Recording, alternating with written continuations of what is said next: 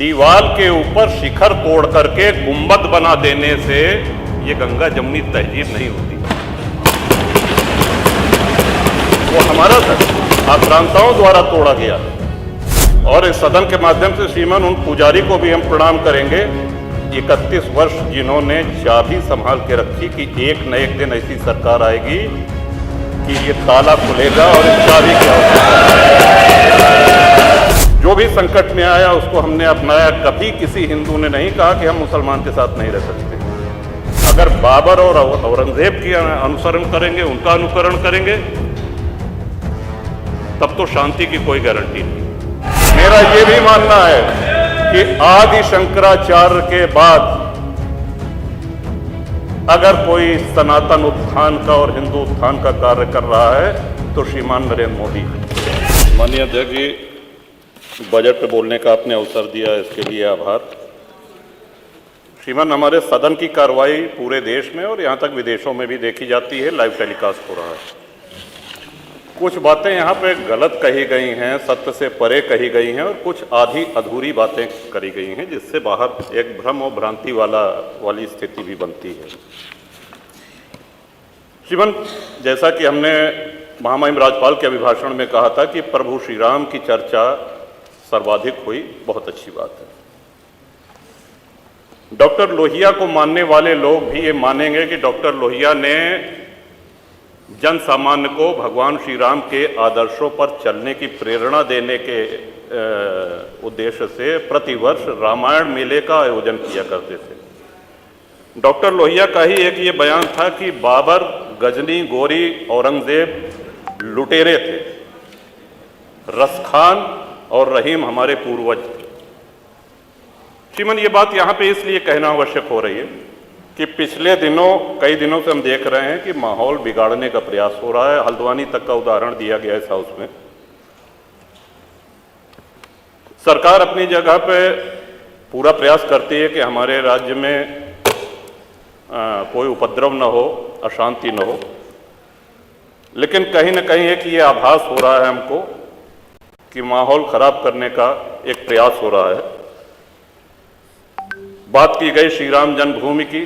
साक्षात भगवान श्री राम ने अवतार लिया।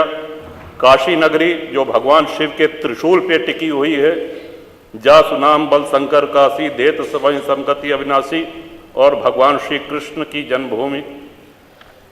श्रीमान, स्पष्ट है ये दीवार के ऊपर शिखर तोड़ करके गुंबद बना देने से ये गंगा जमुनी तहजीब नहीं होती।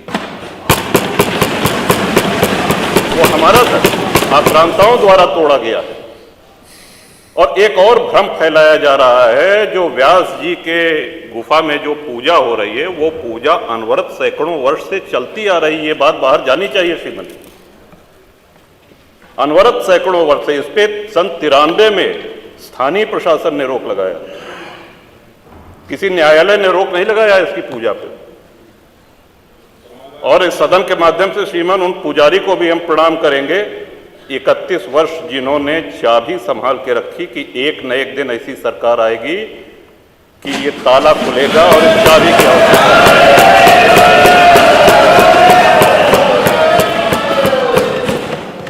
अल्लामा इकबाल, फिर वही होता है कि आधा अधूरा बोल दिए जो है पूरा बोलना चाहिए। अल्लामा इकबाल पहले वो व्यक्ति थे जिन्होंने कहा कि हिंदू और मुसलमान एक साथ नहीं रह सकते। पाकिस्तान के आइडियोलॉजिकल फादर, इसने कहा कि मुस्लिमों को अलग देश चाहिए। जिन्ना को रास्ता बताने वाले, जिन्ना को उकसाने वाले, और पाकिस्तान के पक्ष में भारत के मुसलमानों ने वोटिंग करी, जिसमें 98% लोगों ने कहा कि हिंदू और मुस्लिम साथ साथ नहीं रह सकते। इस बात पे लेकर के बंटवारा हुआ और सारे जहां से अच्छा जो कविता सुनाई गई वो अधूरी है। 2 पंक्ति उसकी हम भी सुना दे रहे हैं कि ए आब रूद गंगा, वो दिन है याद तुझको, उतरा तेरे किनारे जब कारवां हमारा।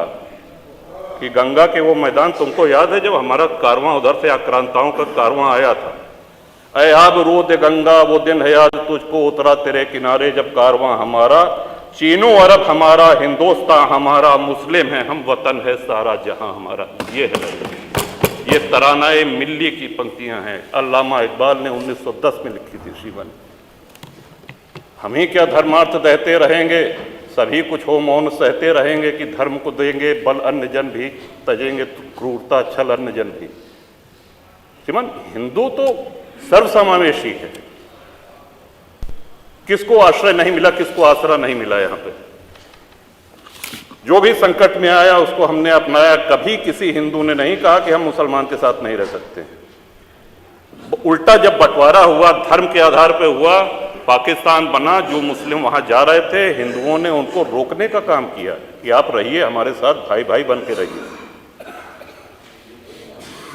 ये इस संवेदनशीलता को रसखान जी, अब्दुल रहीम खान खाना, इनके आदर्शों पे चलेंगे तब अच्छा वातावरण, अच्छा माहौल बनेगा।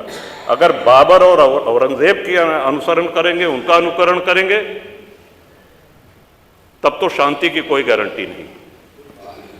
मैं फिर से पुनः बधाई देता हूं, इस बजट का समर्थन करता हूं और माननीय योगी जी की सरकार को बधाई देता हूं। और ये हम लोगों का सौभाग्य, इस पीढ़ी का सौभाग्य है कि अपने जीवन काल में भगवान श्री राम के भव्य मंदिर का और मेरा ये भी मानना है कि आदि शंकराचार्य के बाद अगर कोई सनातन उत्थान का और हिंदू उत्थान का कार्य कर रहा है तो श्रीमान नरेंद्र मोदी जी। बहुत बहुत धन्यवाद। माननीय मुख्यमंत्री जी।